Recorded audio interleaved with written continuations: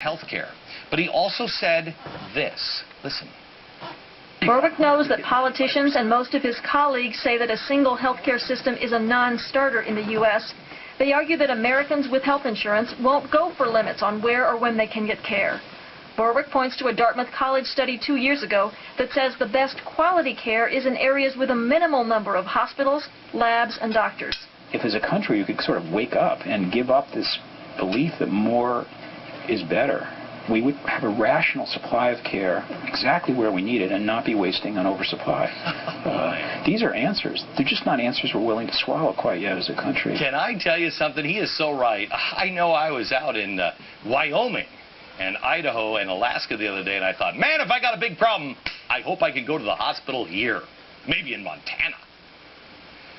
We are running into the fire that the people in England are trying to escape out of. It's becoming more and more clear that massive government doesn't work. So why are we running towards it?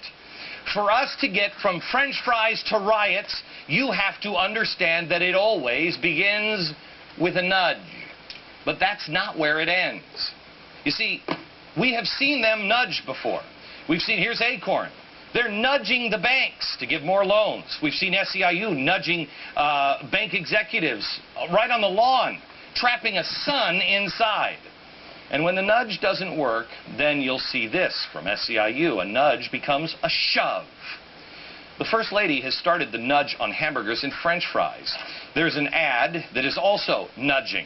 But what happens when that nudge doesn't take it far enough to where the non-Homer Simpsons, the people who are smarter than you and me, the Mea Quimbies, and the special interest Mr. Burns decide the nudge hasn't taken Homer and his family far enough? Well, that's when Homer starts to feel not a nudge, but a shove. And that's where we start to go to the Riots. You're beginning to see this now in Europe, and most recently in the UK. I'll show that to you next.